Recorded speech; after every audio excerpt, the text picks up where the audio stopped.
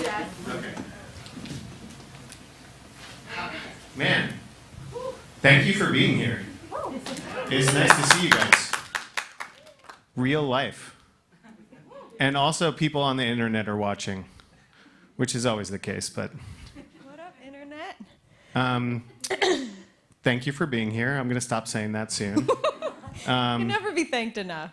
Does everyone here listen to Endless Thread? Because sometimes when we do live events, some people have just wandered in, and that's great too.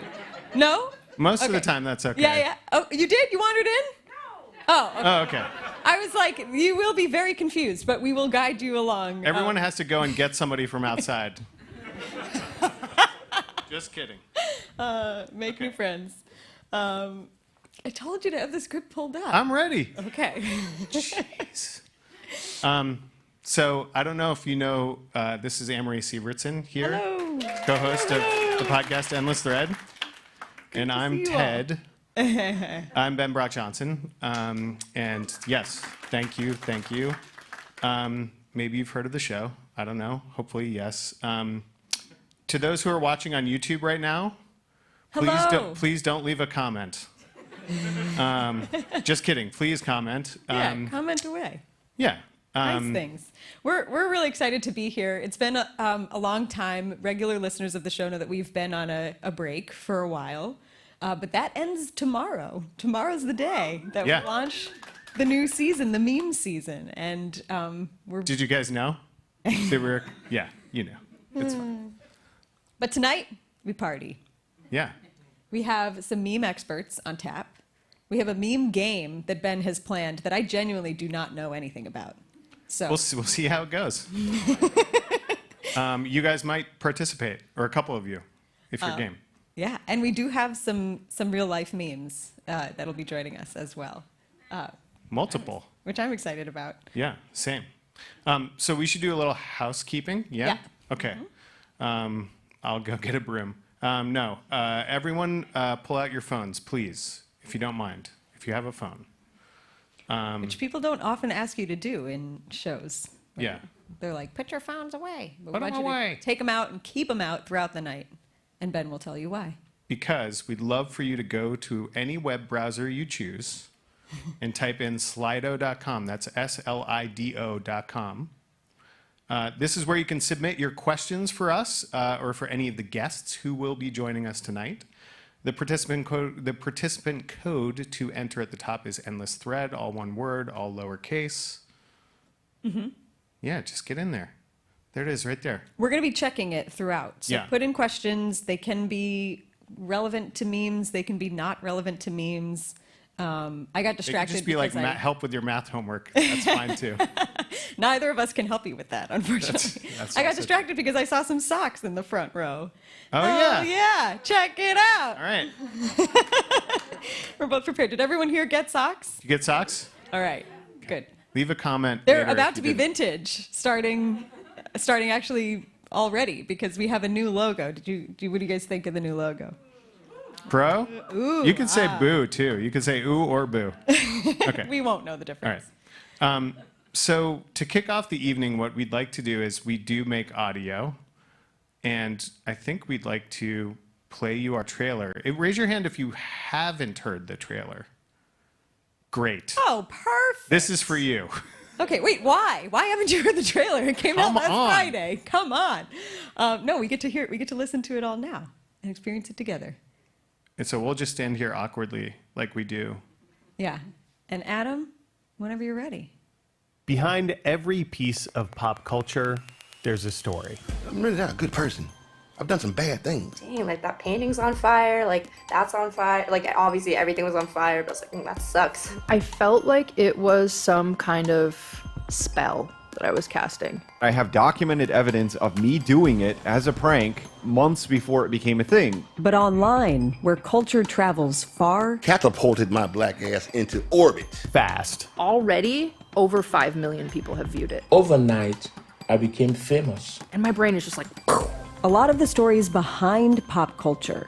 My famous meme picture is Bad Luck Brian. The overly attached girlfriend. Scumbag Steve. Luke Crywalker. And I'm also the disaster girl meme. Big Man Tyrone, the king of the internet. It just was called Woman Yelling at Cat. Get misunderstood, or twisted, or just lost. I was like, just literally wanted to disappear. Because I was like, oh, this is something I haven't really talked about. This could get me killed. You know, this is not just reality TV drama. This is my real life. It's such a fundamental misreading of the character that appalls me. I was like, oh, but I'm famous when I was like 8 or 10. Don't feel bad for me. All right, you're not going to make us look like assholes, right?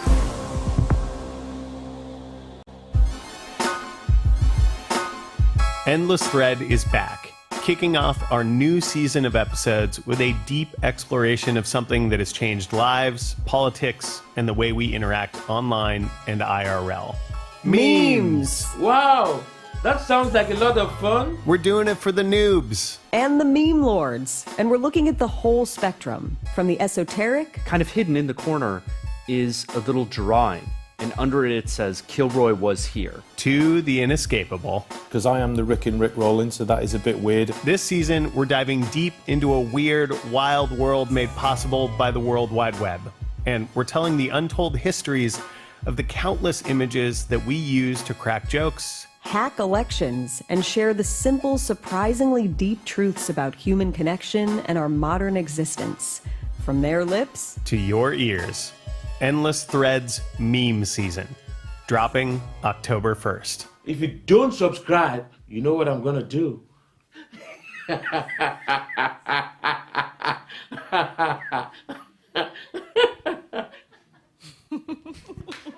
All right. Thank you for listening. Can anyone tell what that reference was? But like the bouncing. Does anyone recognize that? I see a nod over here. Microsoft. I thought it was solitaire. I thought we were doing the solitaire. It's both. Oh. I mean, you usually Okay. played solitaire on a Microsoft computer, I think. Okay. Or Are you going to keep Microsoft. those glasses on the whole time? I can't tell. Well, we're going to move on into the first official part of the evening, and we have a couple guests to welcome, but we have to sit down now. Ben wanted to That's stand. what they told me. Ben wanted to stand the whole night, and I was like, no. And he's like, nah, I'm going to stand. And then Candace Springer, the City Space queen, was like, you're going to sit. She's the boss of me. She is the boss of Ben. So joining us now, our first two guests are joining us through the power and the magic of the internet and hopefully strong Wi-Fi connections. We have Kenyatta Cheese. He's the co-founder of the internet meme database Know Your Meme. There he is, Kenyatta. Hey.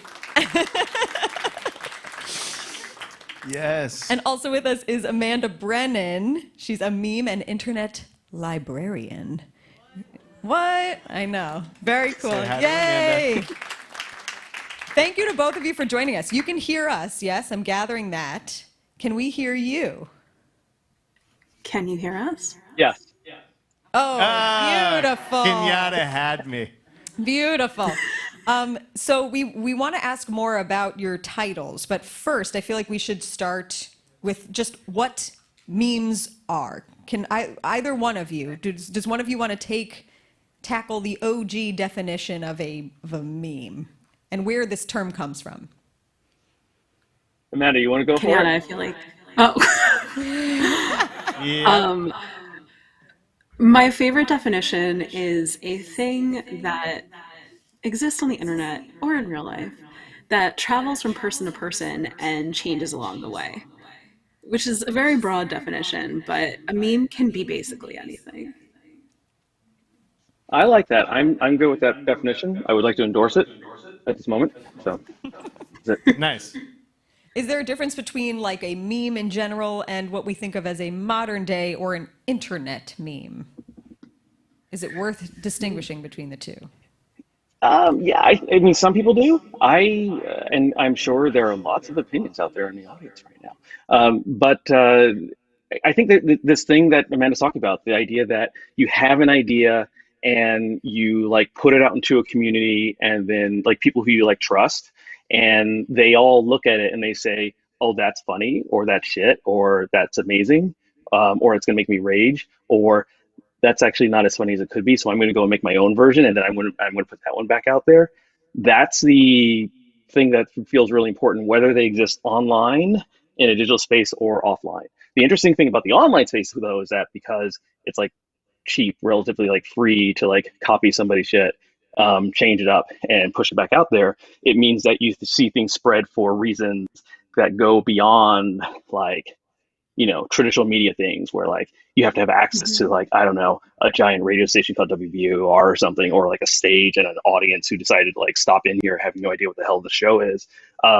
Then you can capture attention in the real world, right? But online, like any one of us can like kind of like put something out there, and there's enough trust and enough sort of like understanding of that joke you're trying to make, then they're gonna pass it on no matter what. Kenyatta, you co-founded the site Know Your Meme in 2010, which, as we said, is sort of like an online meme encyclopedia, I guess could be one way of describing it. You probably describe it a lot better. Why did you want to build something like this, especially back then in 2010, which kind of feels, at least now, like some of the early days of the internet, at least now, right, in 2021? Yeah, and you know, I guess it was a couple generations into like internet and web when it came about, and there were a couple things happening then. I don't know how many of y'all remember this, but first there was a lot of really, really interesting like culture emerging out of like online spaces, like places like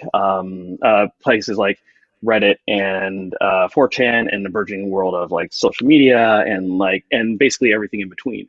The thing that was happening though, that I saw happening, was that people were taking those memes and like spreading them, which was cool, but then other folks were taking them and then using them like professionally in like TV commercials and like billboards for like chocolate flavored cheese or something. And that didn't feel right. And I was like, somebody needs to like set people straight, because the communities that make this stuff are the ones who deserve the credit. And so was kind of like talking with my two co-founders about it, and we're just like, oh, maybe we should just like put on some white lab coats so people think that we're serious, and then just make a wiki about it. And then Know Your Meme was born. So that's the first reason. Did it work? Over Did time. it work? Oh yeah, totally. Oh my God. All these like real like media people started coming to us like thinking we were experts. It was amazing. And I didn't even have to wear the white lab coat, which is great. And they still are. And they still are. Here I am right now. But the other thing that was really interesting was, and this is something that like I really learned working with people like Amanda, that there was this thing that happened when these things spread, when they like became amplified, or when people would like iterate on them, that was where it was like unlocking something within us that was like causing us to like decide that this is something that I need people around me to see. And that was the thing that became like really, really fascinating.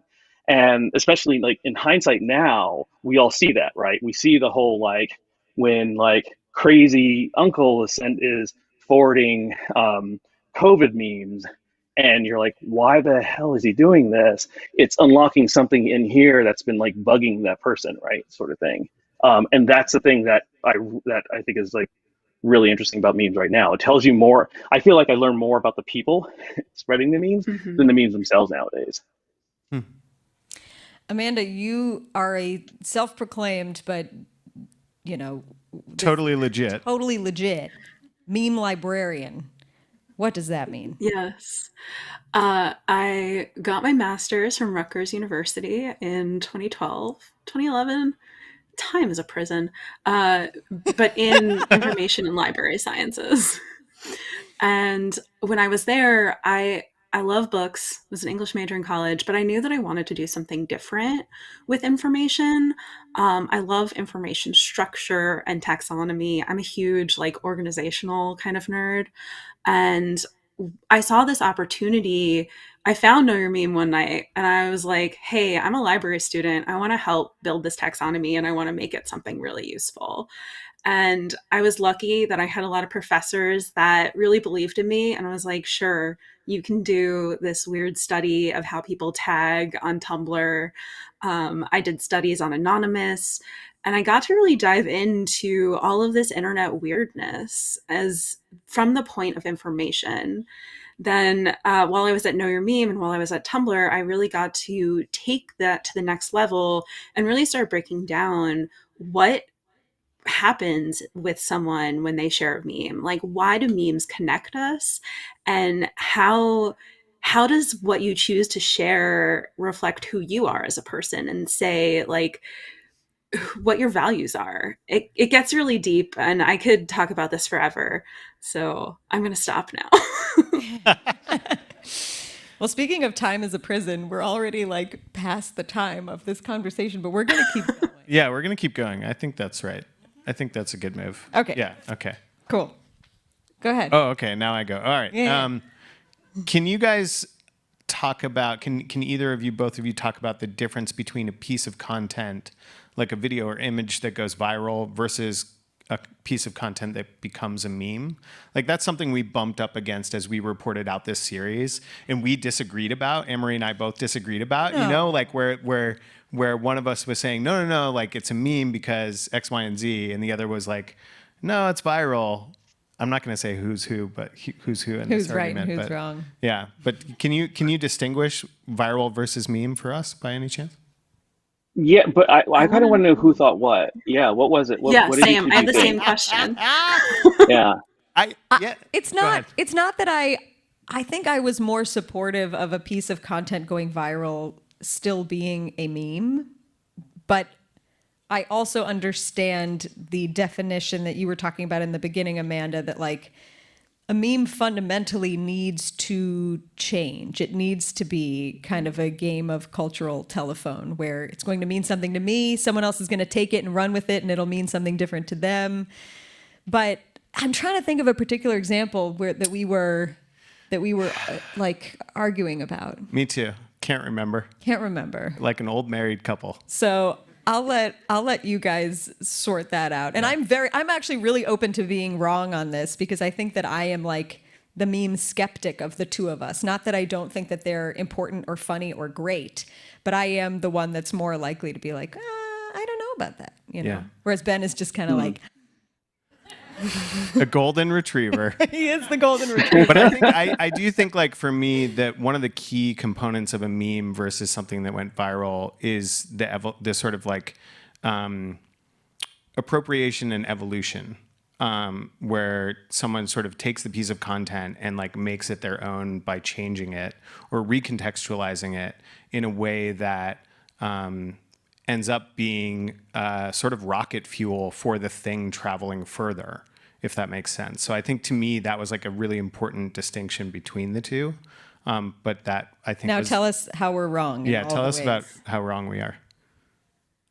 The contextualization or recontextualization is the most important part, especially when you think about memes as kind of a way to think about who we are and personalities. Like, we all see it through a different lens, and the meme itself can be a piece of language that helps us explain our lens to other people. So I think, yeah, you need that iteration for it to be a meme.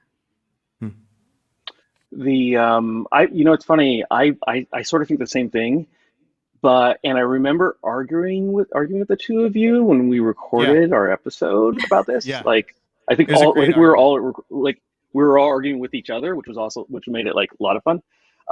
But I've been thinking about this more ever since that conversation, and because I'm thinking like. I've been paying a lot of attention to, before it blew up, before it was cool, the Herman Cain Awards subreddit, right? Yes. On Reddit. Have y'all seen this, right? Yeah. Yes. It's been written about just like in the last week, right? Yeah. It's been. Everyone's like kind of discovering it. But there were still, there were still, like, I think there were like 100,000 people on it before it was. I mean, it was pretty popular already. But one of the things that's really interesting is that it becomes this place where, like, everybody's sharing like stories of like people they know on Facebook who are like COVID deniers, and then they go through this process of sharing lots of memes. And in some cases, I would maybe call it virals, because they are like the same image, like screenshot over and over again, to the point where it's like deep fried, right, and really insane. And there's a whole thing that happens with the Herman Cain Awards. But the interesting thing is, I was thinking about like prayer warriors, right? there's a point where when somebody you love might be dealing with COVID and you want your friends to help, and so you do a call for prayer warriors, and I was like, is this a meme or is this a viral? Because you were hearing the same thing over and over again. We're seeing the same phrase, prayer warriors, but then everybody's adding their own piece to it, like on top of it, like in their post. So they are kind of iterating, even though you're only seeing the same thing over again, right? We'll figure it out by the end of tonight. Oh, I'm sorry. I was supposed to have an answer? Oh, yeah. Okay. Yeah. Can you actually describe the Herman Cain Awards subreddit a little bit more for folks who might not know like what it is? Absolutely. So the Herman Cain Awards is as a subreddit where it's folks sharing stories of people that they know or people who they see on Facebook who were COVID deniers and anti-vax people, and then they end up dying from COVID, right? And so you do screenshots of their entire journey of like how this sort of happens, and it's named after Herman Cain, the former presidential candidate who famously caught COVID by not wearing a mask at the Tulsa rally. Was that last year? I have no sense of time anymore since time is a prison. And then promptly passed away. And so they named they named a fictional award after Herman Cain. And there's been this huge controversy on the subreddit just in the last week, right, where the admins basically came in and started, kind of telling the moderators how to run the subreddit, and the moderators were upset about this, and there were all these battles between the mods and the admins and the users as well. It's really interesting to watch that go down. That's a totally separate story that we could do a whole separate event about, but super interesting. I want to sneak in just one more question for now, and then we're going to open, we have the questions going. If anyone forgot already, it's slido.com. The event code is endless thread. If you have questions for hashtag endless thread, I think the hashtag is built in, or you might have to enter in the hashtag, so could be one or the other. But if you have questions for Kenyatta or Amanda, put them in here, because hopefully you guys will be sticking with us for later and we can answer those. But I just want to ask one more for right now, which is, I think a question that we have gotten at and kind of come to different answers on along the way as we've worked on this series is why memes matter. They're funny, you have a laugh at them, but why do they matter? How are they changing the way that we actually communicate online, and how does that carry over into the real world? Amanda, do you want to take that? You can both take it, but...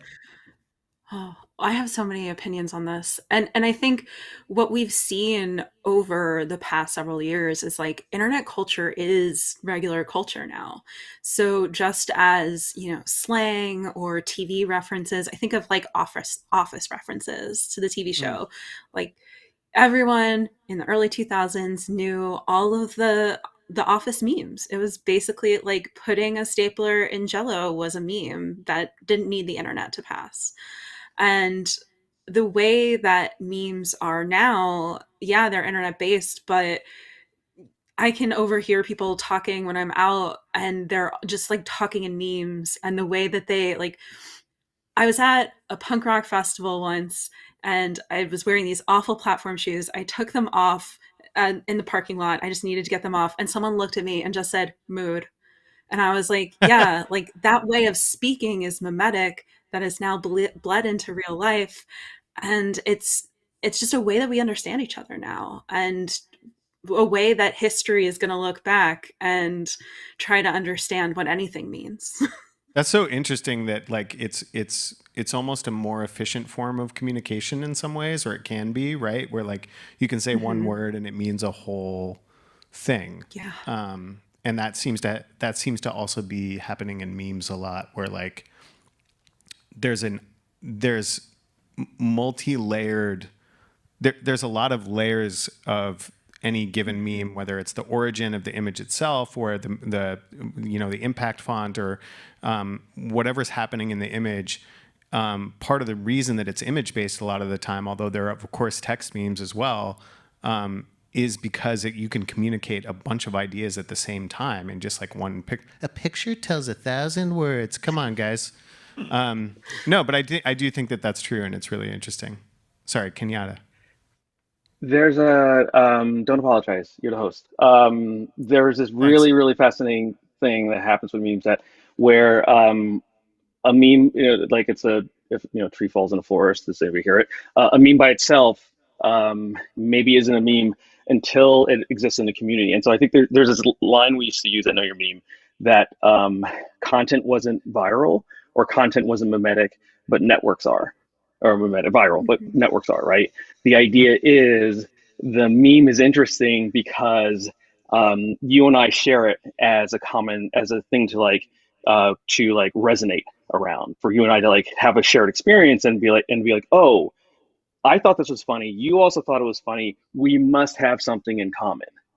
And that's really fascinating when you add all this ton of complexity of like ridiculously large communities. That's, I think, I don't want to go back to the Herman Cain Award thing, but I think that's one of the things that's interesting about the Herman Cain Award community having to change right now, because once you bring in more people and they bring in their own experiences, their own expectations, their own values, then all of a sudden this thing that meant one thing to you and I sharing this between each other and going, ha, this is funny, somebody else is coming in and saying, no, that's problematic, or no, that's like, that makes me rage, or how dare you, right? Or anything else, right?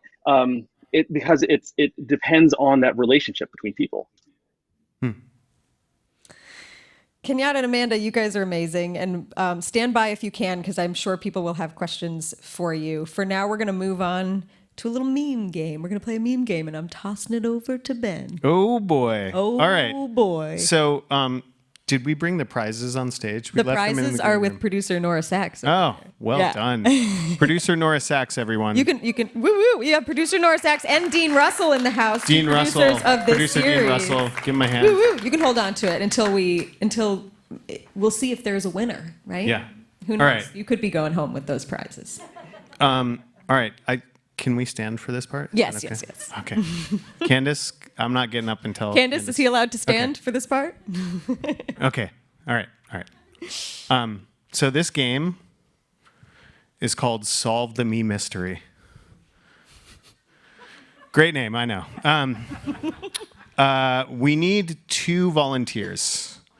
That came fast. That went right up. And then... Oh, you work here, but what do you think? But she's so great. Okay, all right. But do you guys want to come up together? You could be a 2-team. She might know too much, right? She's like really good at memes. That could be. Well, you can do it. Yeah, it's gonna be great. Come on up. Hi, it's so good to see you. Yeah. We can. How will this should work, we do Ben? this? I'm gonna stand over here to give you guys space. Okay. And we're just what we're gonna do here, each of you has a phone a friend. So both teams have a phone a friend. You can ask for help from either Kenyatta Cheese or Amanda or both. I think what we're gonna do here is we're gonna show you some memes, and then you have to try to tell us like where the image is from and what the meme template is. So like, how does it work? Why is it good as a meme? Does that make sense? Okay. So Barely, right? Barely. Barely. But it's going to be great. It's going to be great. Practice. No, we don't have the slides for a practice round. Come on. Probably this whole thing will be a practice round. Yeah. It's going to be great when we do this event again. Okay. All right. Here is your first meme hint. You can look there or here. This was, this is referencing my hat from earlier, obviously. So I'm going to throw it to you guys first. What are your names, by the way? We didn't learn. Yeah, I'm sorry. I'm Addie and this is Harper. Addie and Harper. Welcome. Beautiful names. Welcome aboard. And this is... Hi, I'm Megan. Megan. Social media producer for WBUR. Yeah. Okay. So I'm gonna throw it to Harper. Both of you. Harper and Addie. Okay. You're a double team. Your team. Yeah. So, where is the image from? Can you describe where the image is from? It's from like the ocean or something. That's a good answer. That is correct. That's a real answer. Yes. It's like it has like a boat, and then like there's like a dock looking thing, and it looks like the boat kind of got like landed on the like beach, yeah. Maybe stranded. And then like there's like construction going on in the back kinda, and there's just like trying to dig out the boat because it got stuck. oh yeah, they're trying to dig out the boat because it got stuck. Hey. Can we get an amen? All right. Well done. So this one in particular, right? It says mobile ad X button. Can anyone relate to that? When the ad, the mobile ad is giant and it's impossible to like X out of the mobile ad. Okay. All right. We're all on the same page. Great. Why do you think this image works? Like, any answer is the right answer. Just to say that. Why is this like a good image for a meme? Do you think? I feel like it's really, really hard whenever I'm like on my phone and trying to do something and an ad pops up and I can't like press the X button because it keeps taking me to the app store and it so annoys weird. me. It's just like at first like you try to press it and it's so small, and then it takes you to the app store and you have to cancel it and then try to press it again. It's just big, and then the just smallest little X. My Perfect blood is answer. boiling, just thinking Perfect about it. answer. Perfect. Yep. Great job. Okay, so I think we're ready for the next meme. Hint. Are you ready, Megan? All right.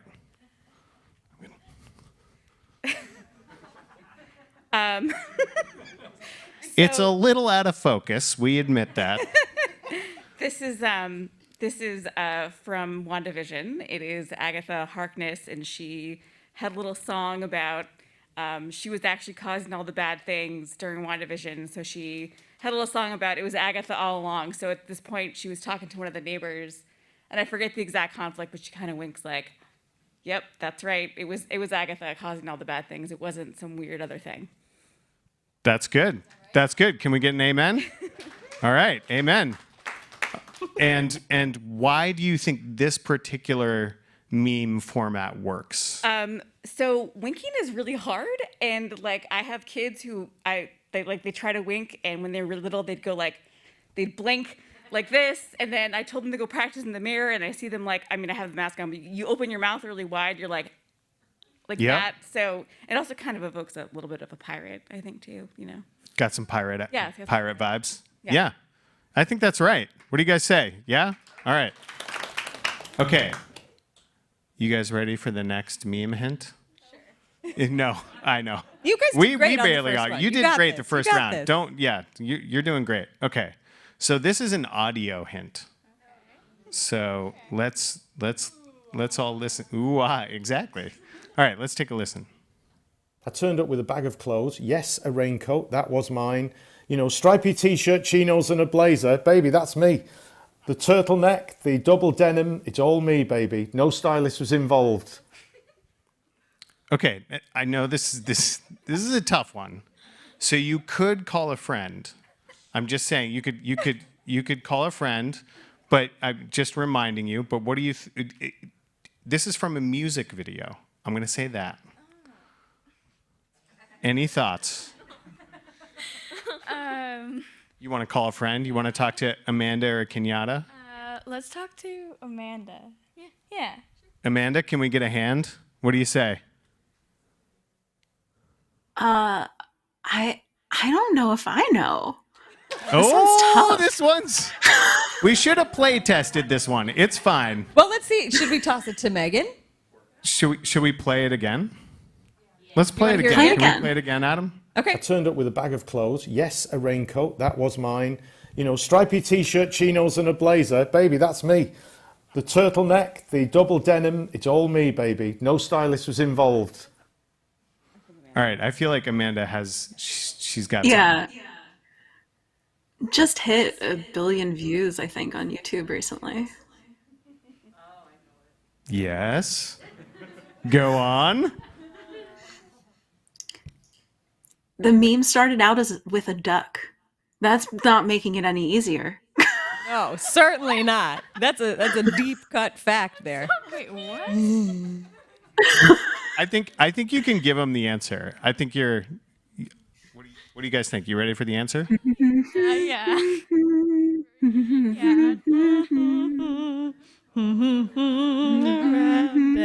Desert you. Never gonna make you cry. Never gonna say goodbye. Never gonna tell a lie. Like Ashley thing? And hurt you. What'd you say? The Rick Ashley thing? Yes, Rick Astley.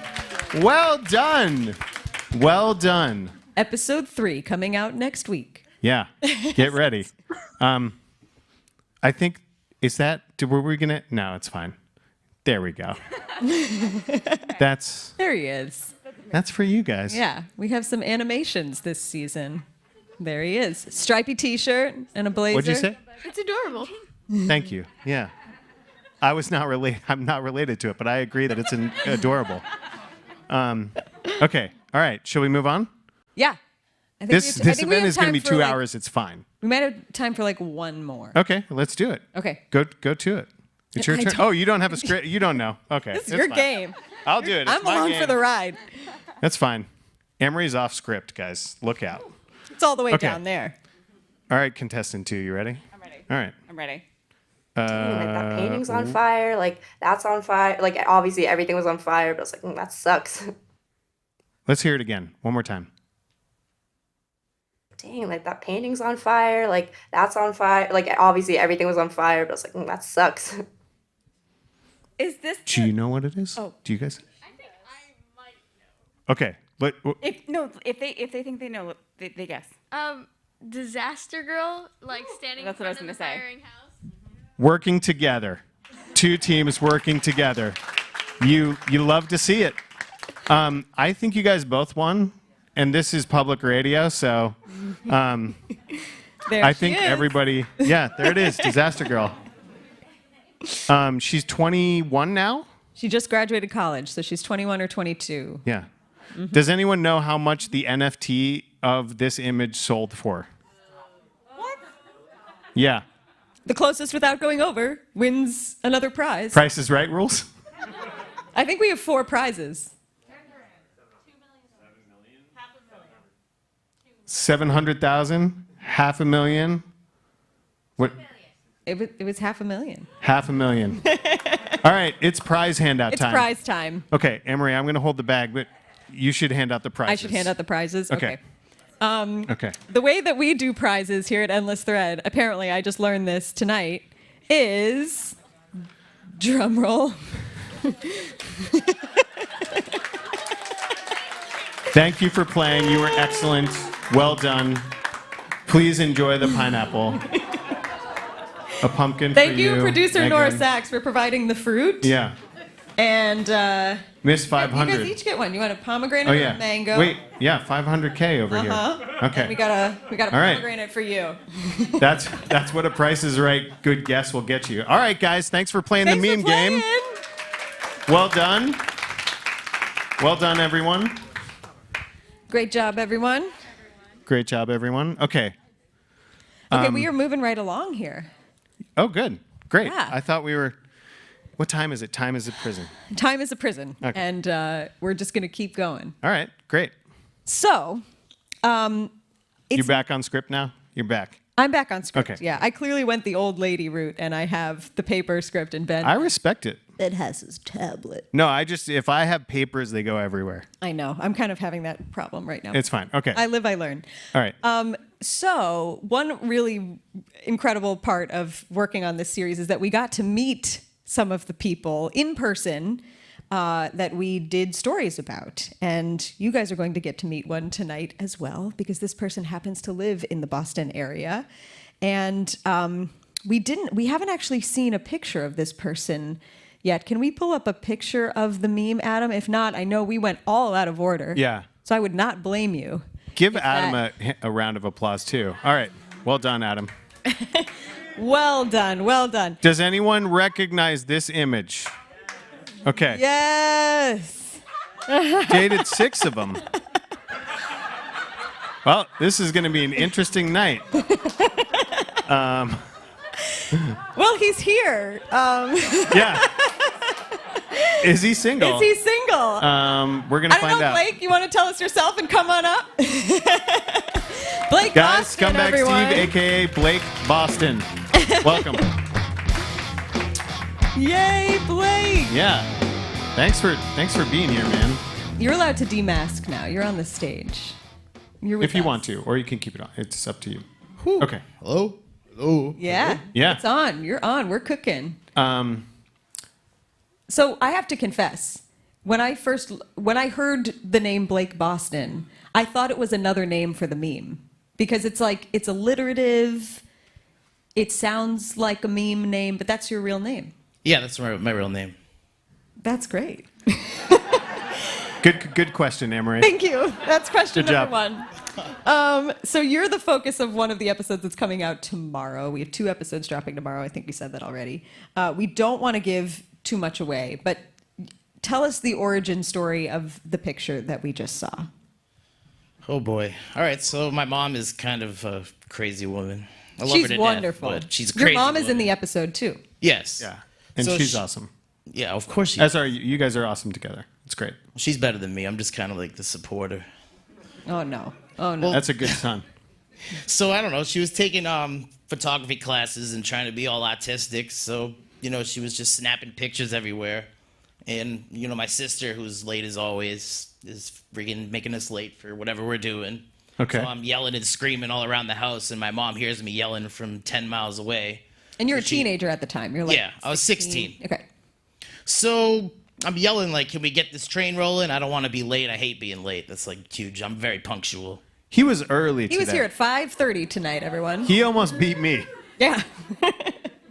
So I'm yelling, and I guess she just got the perfect angle and the perfect time where I was walking through the door, and I kind of had a smug face on because I was trying to go to the club. Yeah. Something. That's fair. Mm-hmm. So, like, when this picture gets taken, what year is this? 2006, I believe. Okay. All right. That was a long time. Do you guys remember 2006? I heard a lot of Yeah. groans at the. Oh, 2006. I think That YouTube was a launched year. in 2006 or 4 or 7, somewhere around there. I don't know. Sure. Okay.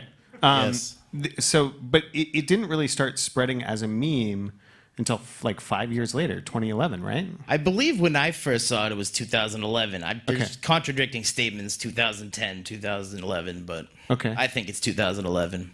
How do you have any sense now of like how that happened? Nope, just someone took it off my MySpace and thought I looked like a scumbag, so they just threw it up there. Yeah. Yeah. Can we get it again, Adam? Would that be possible? I think we should look at it. Or we could get the version that has the. Okay. Okay, so there's the picture. And then can we get the version, Adam, that has the captions on it? Because we have a version that has a bunch of the different scumbag captions. And I want to get your thoughts. Yeah, let's just take a look at this. Yeah, I'm hearing a lot of like, oh, it is. This is rough.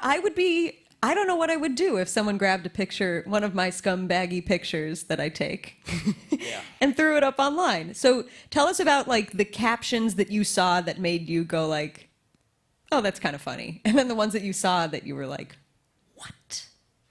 Oh, well, I hate to admit this, but the funny thing is, leaves you alone in your living room and digs through your couch through change. I used to do that all the time at my parents' house.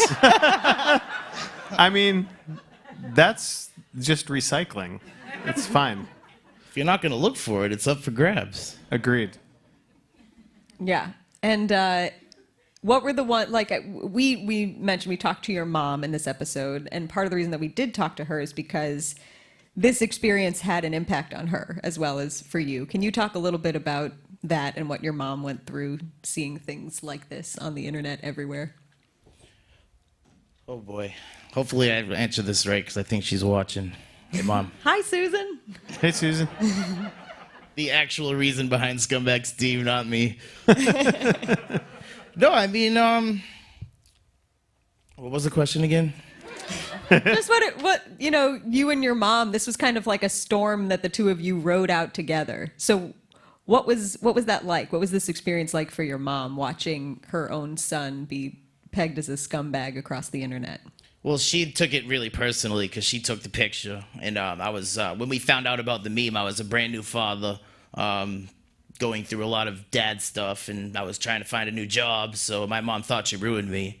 So she probably went through a 3-week span where she did nothing but cry every time she looked at me. So I'd just leave the house. I was barely home. There's a lot in the episode that we're not going to give away now that we went into, but I guess, can you tell us a little bit more about, since it's been 10 years now since the meme came out, so can you tell us a little bit more about just what is happening now, and when you look back at that picture coming out, what do you make of the whole experience now? Well, I think it's funny because, you watch a movie and the hitman doesn't actually walk around in real life and kill people. You know what I mean? And, people, it's just kind of like a character, So eventually, after 2011 was kind of rough, and then I think it was like roughly 2012 where I decided to embrace it and try to kind of, be a funny, laughable type of person who can actually, rap to you or make you laugh on one stage or do something to brighten your day, We actually, I think we have something to play, right? You want to hear the song? I think we do, right? Do we want to hear the song that Yeah, Blake made in 2013? Yeah, let's you hear good with that? Let's hear a little course, bit, yeah. Let's hear a little bit of the Scumbag Steve song. Who's been smoking up all your weed? Scumbag Steve, Scumbag Steve. And who keeps ripping out your girlfriend's weave? Scumbag Steve, Scumbag Steve. Who showed up and drank all your beer? Scumbag Steve, Scumbag Steve. And how'd you get puked on your brand new gear? Oh yeah, that's me. The party's going on. Who knows where it's at? I need some Project X shit. Right on target. I've never forgot that song. I like that song. Is good. That song's great. Yeah. And you're still a musician, Yes. and you are you've started a new band. Yes, I have. You have a new endeavor. And did Scumbag Steve, I mean, clearly without it, that song wouldn't exist, but did it help your musical endeavors? Yeah, I mean, it made me pay more attention to it because I was kind of like an underground rapper at the time when I found out about the meme. So it kind of made me take more of a professional angle at it instead of trying to be a badass or anything. Can I say that? Yeah. Yeah. All right, cool. Say whatever you want. Sorry, guys. Yeah. So I just, I don't know, typical teenager, and when it came out, I was in my early 20s, so I thought I had the whole world figured out, but clearly I didn't. I mean, so most 20-somethings I don't. I still don't. I'm still, same. Can you talk a little bit about how so you have 2 sons. I do. How old? They are 7 and 10. So how does that, can you talk about their awareness of this part of your life and how, I don't know, just how you talk to them about it or how they talk to you about it? Well, I've kind of explained it to them in sort of the way of an actor goes and does things. So, if you read this online to your friends at school, because my son is in middle school now. Yeah, it's weird, 5th grade middle school. Middle school is brutal. So people are obviously going to tell him now that he's in that environment. And I didn't want him to get blindsided in school and be like, my dad's not a scumbag. What are you talking about? Yeah. Because my kids and me have a very, very, very tight relationship.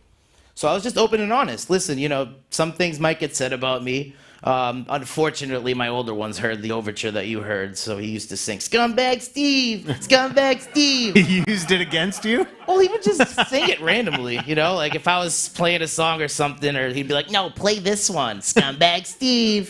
But I never let him listen to the whole thing because there's swears and he's young. Sure. But I don't know, they kind of think it's cool. That's great. I got pulled over about a year ago with the kids in the car, and the cops were like, oh, you still doing stuff, Steve? Got out of the ticket, thank God, but my kids thought it was the coolest thing. You're like, yeah, if you give me a ticket, definitely put Steve on it. They're like, you're famous. And I was like, I'm this famous. Scumbag, Steve. Well, you have a guitar there with you, so would you like to play us a little something? Hopefully I don't blow it. Hey, you're gonna do this great. Is a welcoming audience. Can we give him right? some supportive? There's no way you can blow Here, it with this crowd. Yeah. This crowd is all love. So. Bear with me, I gotta tune up. Nope. Okay, we got to vamp, Ben. Well. All right, let's vamp.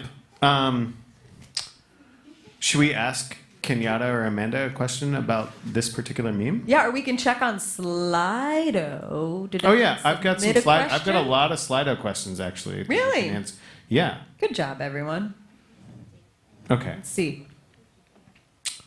Is the bouncing endless thread available as a screensaver? Because it should be. Yes. We'll get that to you on Monday. It's on YouTube. You're welcome to take it and use it however you will. Yeah, if you can download it, you can have it.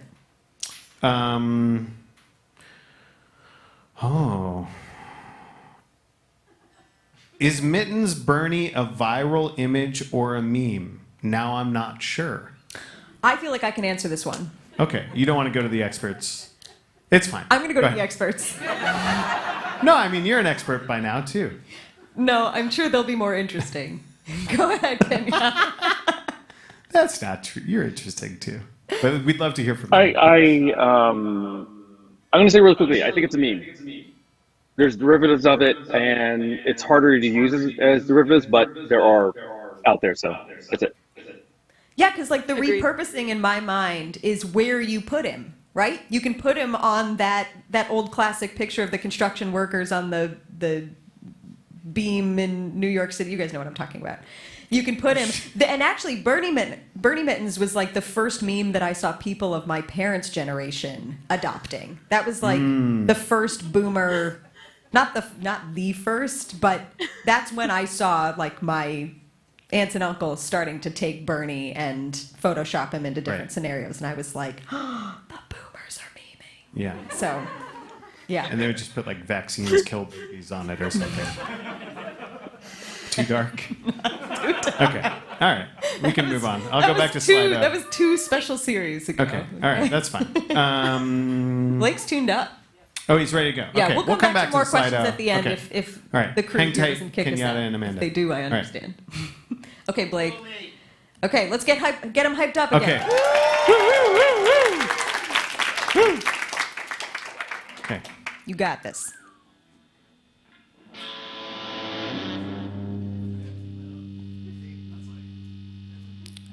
Getting warm.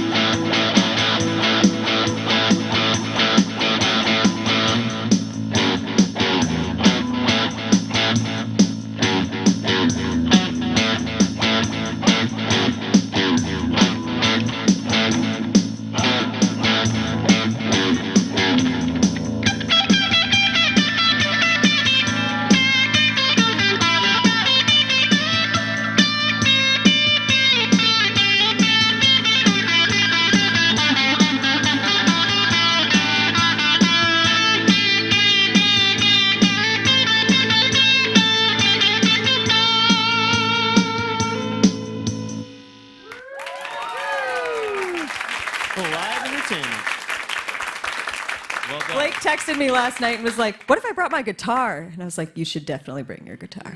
It's a bring your guitar kind of night. It's a bring your guitar kind of night. Yeah. It's always a bring your guitar kind of night. That's right. Blake, thank you so much. Yeah, Blake give Blake a Boston, hand. everybody. Thank you. Okay, we have one more special guest. Yes, we do. Another meme from our series. Although this will not be the meme himself for reasons that will be obvious, but we have a little hint here that we're going to watch together. A timeless treasure from the year 2000. From the year 2000. All right.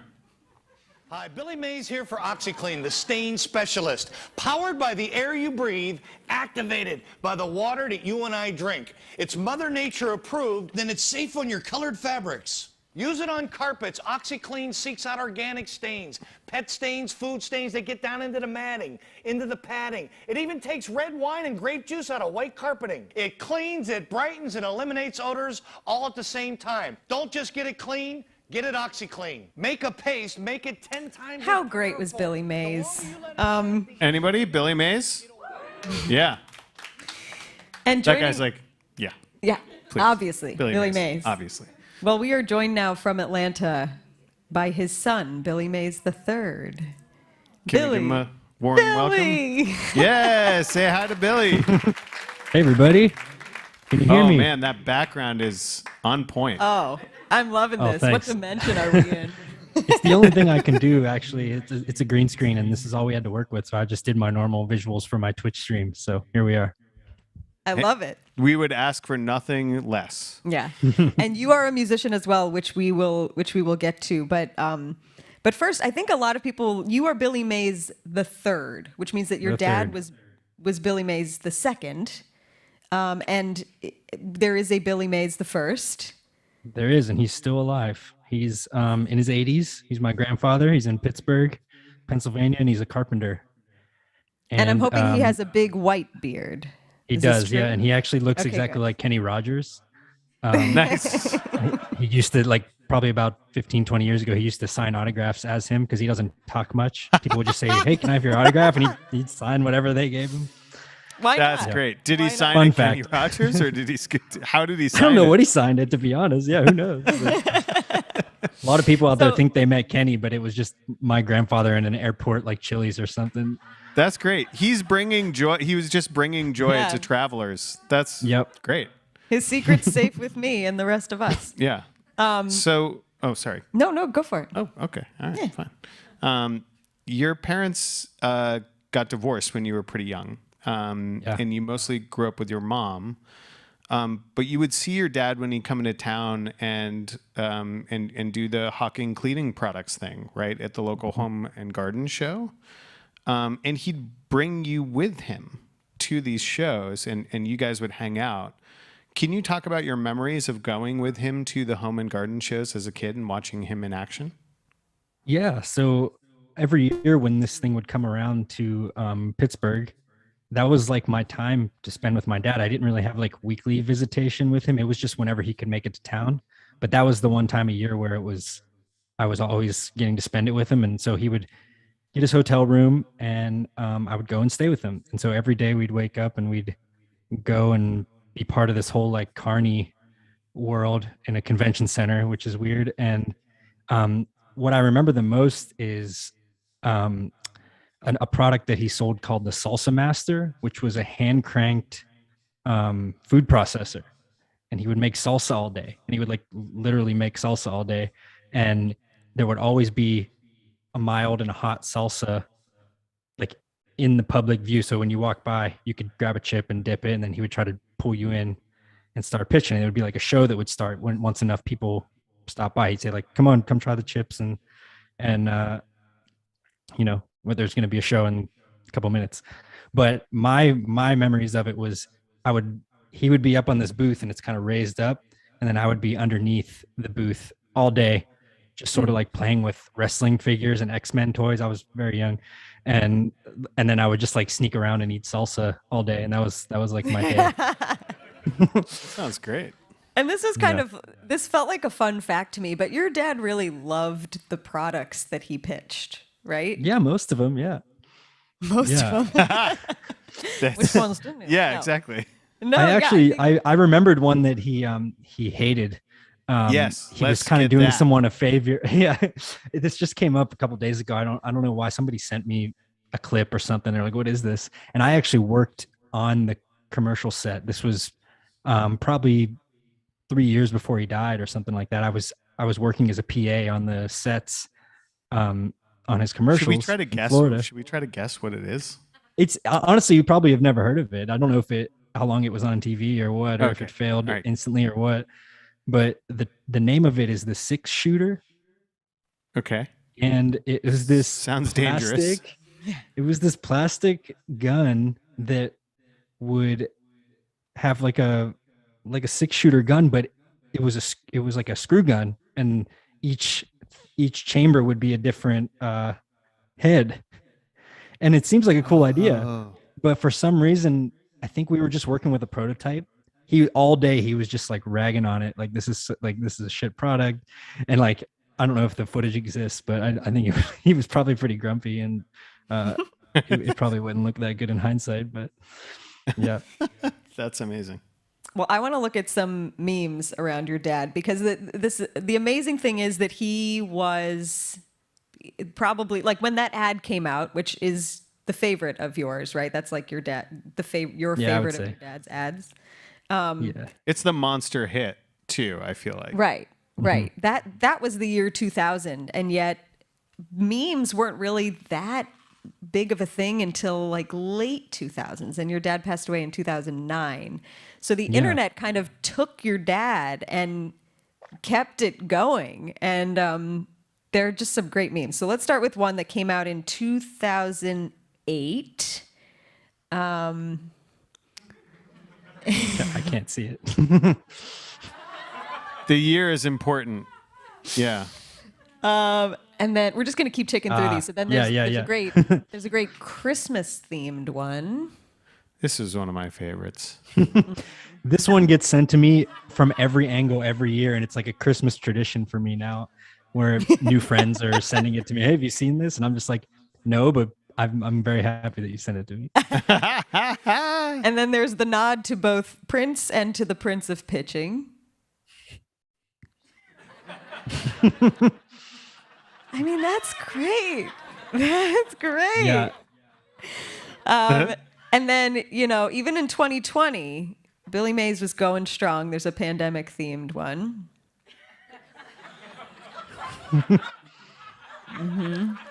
Yeah. And then just this year, I consider this to be kind of like a meme, and then I'll let Amanda and Kenyatta tell me that I'm wrong. But just this year, a rapper named Bocce, am I pronouncing that correctly? It's Bocce, Yeah, right? Bocce, yep. So Bocce is a rapper, and he's one of these people who is probably too young to maybe have seen all of the commercials that your dad did in the early 2000s. But he reaches out to you and says that he has written a song about your dad. So let's hear just the beginning of this Billy Mays. Hi, Billy Mays here for the original Quick Chop. The fastest, easiest, safest way to chop, mince, or dice any vegetable, guaranteed. Here's how it works. I'm on the screen like I'm Billy Mays. I keep it clean like I'm Billy Mays. I make it scream like she Billy Mays. Fresh on the scene like I'm Billy Mays. I'm on the screen like I'm Billy Mays. I keep it clean like I'm Billy Mays. I make it scream like she Billy Mays. So Billy, when this rapper reaches out to you and it's like, "Hey, I wrote a rap about your dad," what do you make of that? That there are people out there in the world that are learning about your dad primarily through the internet and are continuing to be like inspired by him. There's actually quite a few underground rappers that have made songs not about my dad, but referencing him or with the name Billy Mays. And a couple of like semi-famous songs, but they're not like about my dad, like and there's actually a few like rappers you'd probably know that have referenced him in a line or something like that. But when Bocce reached out, it was kind of different just because he had this kind of like, he just wanted to like get my blessing, and it was just a different thing. And he was like, no, I have so much respect for your dad. And then I started doing the math like you and said like, I think he's only like 23 or something like that. So how did he, like, is he just going off of the memes? And I actually spoke with him about this after we spoke, just to get clarity on it. And it turns out like when he was a little kid, he would be watching cartoons with his mom, and the whole house would get excited whenever he came on, and they would just love it. And they just loved his energy. So it became this thing that he, like, this really like childhood memory of his, and it just stuck with him. And then later he got to learn about like business at business school and stuff like that. And they broke down like why his pitches worked. And so he gained this like huge respect for something that was like nostalgic for him. And he just sort of worked it into this song, and he worked it out. And it was a process where he came to Atlanta. We met, I got to meet his family, who is also his like management team. And yeah, I got to kind of like, honestly, they're like my friends now. So it was kind of a really nice experience. That's like the most wholesome meme thing I've heard in a long time. What do you think your dad would think of all of the memes that are out there? You know, right in 2009 when he died, I joined Twitter April of 2009 and he died June of 2009. Between April and June, I started him a Twitter account, and he was trying to tweet from his BlackBerry. Like I remember this. We found the person who had a fake real Billy Mays account, and we asked him to give it to us, and he did. And I still keep in touch with that person on Twitter. It's funny. But so my dad just sort of like absorbed this real Billy Mays account that already had like, I don't know, 12,000 followers or something. And then he just started tweeting, and he would just tweet like totally normal, mundane things like, oh, going to the airport and like stuff like that. He was so illiterate computer wise. But Which I even feel like originally it was silly, but then like now that's come back. Like that's a thing that for some reason that feels very now. Right? Yeah. I'm not sure why. Well, so I'm bringing this up because I think that this somehow is a metaphor for how he'd be about memes, is that he was way into like people making art or recognizing him. He just loved it, and he would talk with them. And on Twitter, he would always try to be like, I just want to talk to my fans. And, you know, he's just kind of oblivious. But one side note is this real Billy Mays Twitter account had like 2 years or a year, I guess, of like joke tweets that were never deleted. And so like these just exist on my dad's Twitter account of like somebody making like, you know, their own meme references or jokes that you would think that they were my dad because, you know, we took over the account. We never thought about it. And then his last tweet was actually the night he died. He tweeted that I don't know if anybody knows this, but he was coming home from shoots to Tampa, and his plane, the tire blew out on landing, and he made a tweet from I think like still on the plane, and he was just like, made it home, finally made it home to Tampa after a long week. Tire blew out upon landing. You can always count on US Air. And I was just like, oh, and then like his last tweet is like him burying US Airways for some reason. Yeah. So I don't know. I kind of fear what he would be like nowadays, you know, had the timeline continued, because I don't know what he would make of, you know, the current politics and everything. And I don't know if we would quite agree on everything. So I sometimes I'm just like, you know, I'm glad we don't have to go down that road and see what he would be like as a living meme. I think like he would have been possibly insufferable. Who knows? Well, the episode with your dad goes into so much more, and I don't want to give anything else away. So yeah, sorry if I spoiled anything. You didn't. No, you didn't. You didn't. No. But why don't we pause for now? We're gonna bring you back in just a minute here, because you're gonna play some music for us. I'm actually covering the Scumbag Steve song. No, I'm not. Get ready. You guys can jam together. You guys can collab. Yeah. In the I want to. Actually. You know. But why don't we? Can we bring back Amanda and Kenyatta I was just gonna ask if there are any let's take like 2 Slido questions maybe. Yep. And then we'll wrap up and say goodnight, and then Billy Mays III is gonna play us out tonight, guys. I kind of want to let you drive on these questions. What do you think? Do you want to take a look and see which ones you'd like to throw to Amanda and Kenyatta? Sure. I know it's like a piece of technology, so it's really...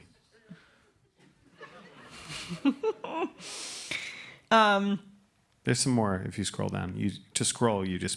Yeah. You know, I see a question here saying, what was the first meme? And I'm not going to answer that. I'm going to say, listen to part 1 of our series tomorrow morning. Comes out at 6 a.m. I'm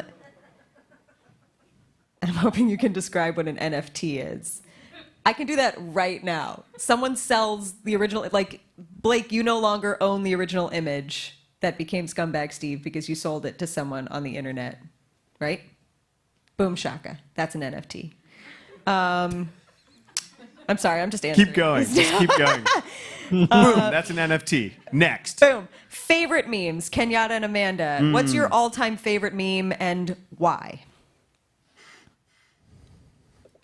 Amanda, you first. kitty cat dance, which is it was pre-YouTube. It was just a video, and it was a little cat. It's a cat. I'm a kitty cat, and I dance, dance, dance. Whoa. I don't Just know if love I know cats. that one. I don't know that one either. It's a deep cut. Oh. You gotta go watch it.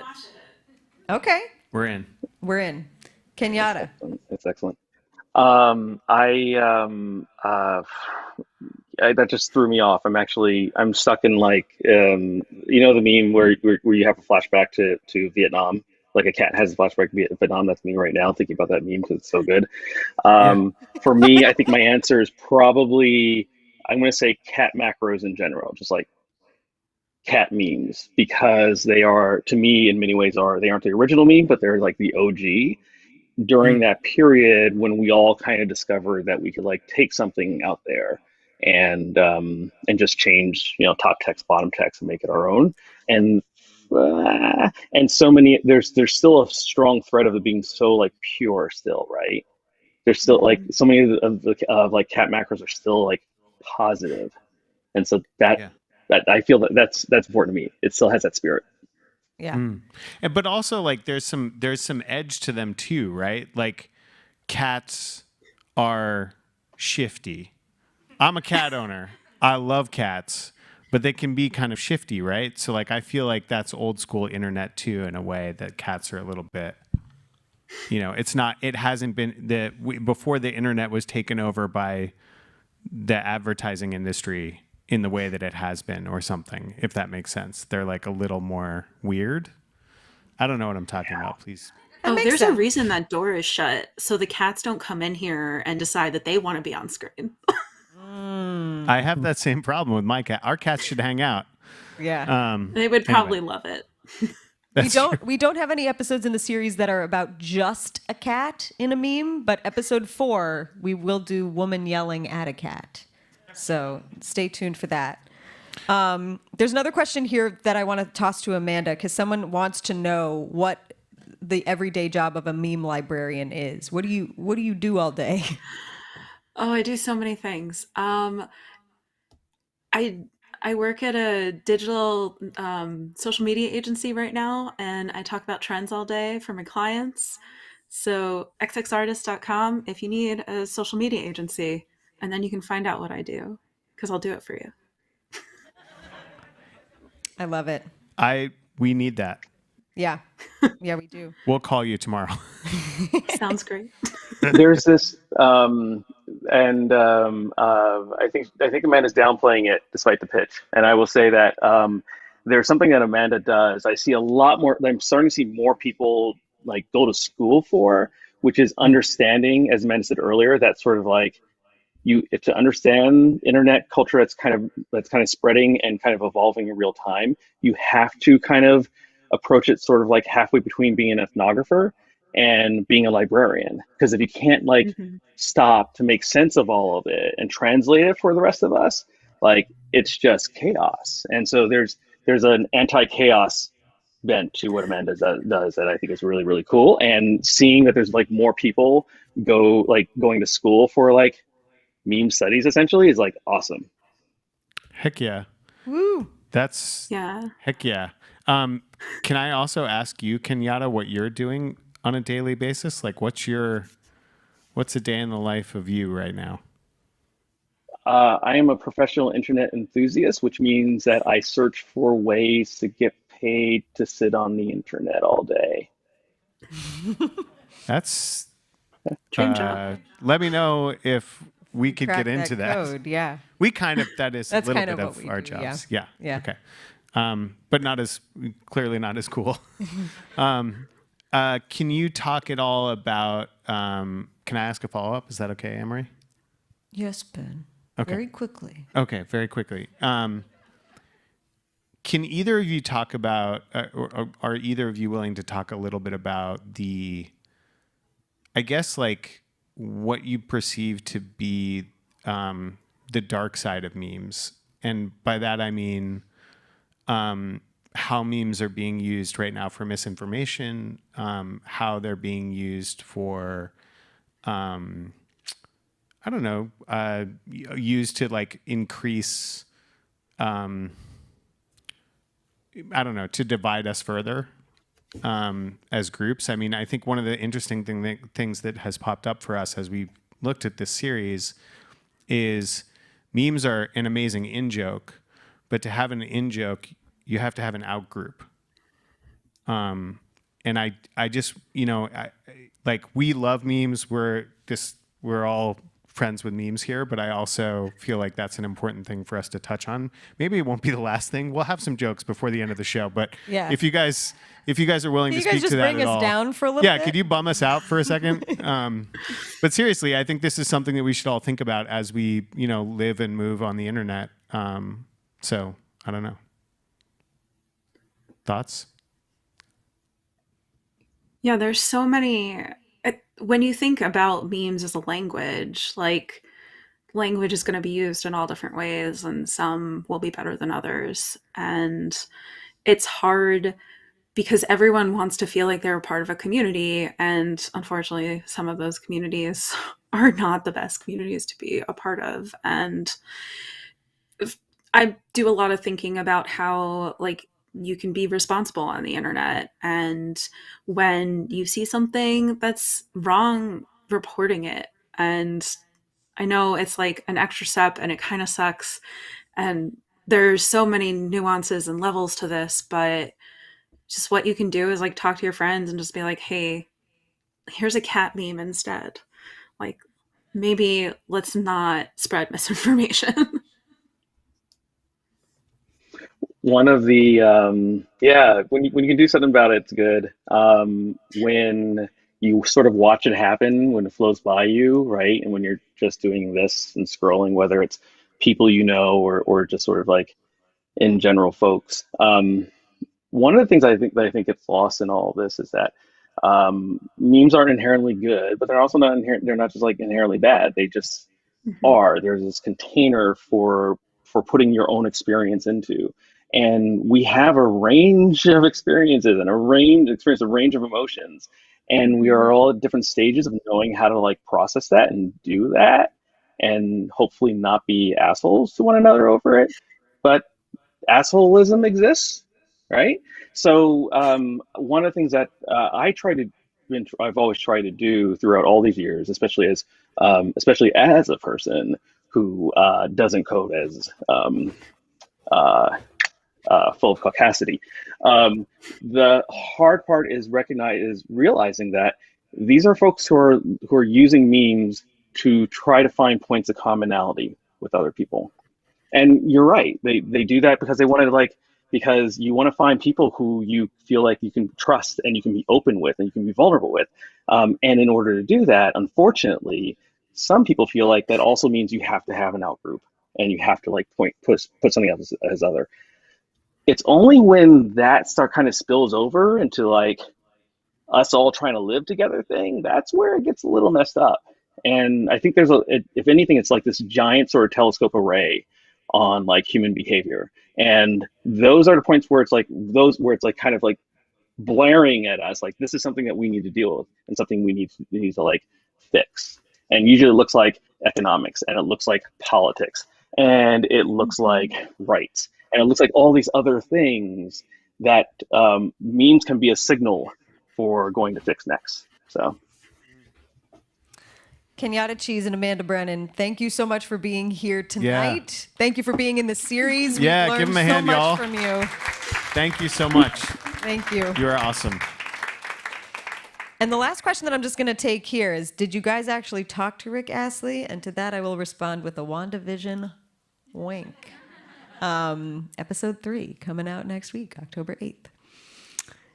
And that's it. We're going to say that's the show. We will get serenaded by Billy Mays, but we have a lot of thank yous to just shout out right now, important thank yous. So do you want to start the thank you train? I'll start the thank you train. I don't have the script in front of me, so I'm going to follow your lead. I'm going to do all the thank yous. Yeah. So thank you to all of the guests, Kenyatta Cheese, Amanda Brennan, Blake Boston, Billy Mays III. I wanted to say a huge thanks to Nora Sachs and Dean Russell, producers of the series that are here tonight and Colorado. who drove hundreds of miles to be here because we now live in a virtual world where everyone lives far away. Thank you Also, to the City Space team. That's my Thank next you to one. the City whole Space City team. Space team. Candace, Kyle Foley, Adam, Michael Kyle. Biffin, Adam Strauss, Amy McDonald, Michael. Candace Springer. And thank you to all of you on the internet, in real life. Thank you for being here, for listening to the show, for making it possible for the show to exist. And we'll be in your feed tomorrow morning with 2 new episodes of the meme series, and then every Friday after that. So that's it from us. And Billy Mays the third, if you can come back from the internet land. Well, play us out. Billy Mays the All third, right. playing us out. All right, real quick. So this is what I've been sitting in. It's a little spaceship. Aww. Yeah, Awesome. That's why it's weird. So I've played many shows. We got to get you some endless thread socks so that you can that's a good. rock That's actually, those while we'll I'm get on trying that. to get special socks for this. Yeah, That's so solid I've cross-legged played many shows stance. in person. I stream hours a week, but I've never streamed to an in-person audience. So this is the first time. So that's kind of cool.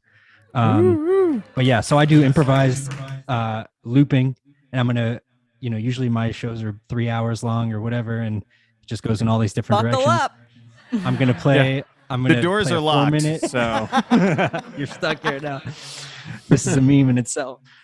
So I'm gonna do like a 4-minute song, start to finish. I'm gonna improvise it. It's instrumental. Just trust me, it'll be over soon if you don't like it. But my music is a thing it's for reflection. So I think there's a lot of awesome points made tonight and a lot of stuff to think about memes. And I think let's use the space to think about the dark side of memes, the light side of memes, and or just do whatever you want. Think about whatever you want. I'm going to put this microphone up so it doesn't look like it's coming out of my elbow. But yeah, and usually I build up the songs over a longer period of time, but I pre-cooked a little bit of texture to start, so it'll kind of get there quicker. So here we go. Pre-cooked texture. Pre-cooked. My music's called Infinite Third, and I have a Twitch channel. That's what you need to know, I guess, if you want to keep in touch.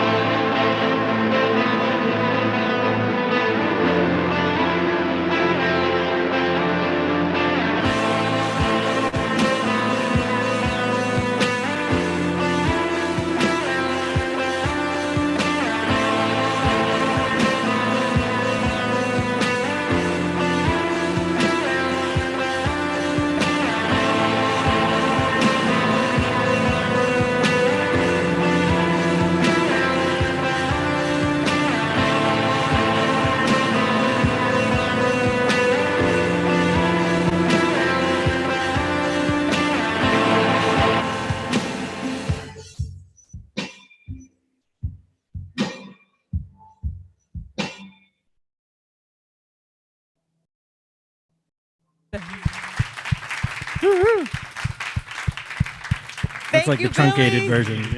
Thank you. That was great. Thank you, Billy. Thank you, Billy. Thank you, City Amanda, Space Kenyatta. team. Thanks to all of Thank you. you, Nora D. Thank you, Kenyatta. Thank you, Amanda. Blake. Thank you, all of you. Have a good night. Thanks for being everybody. here. Take care, y'all.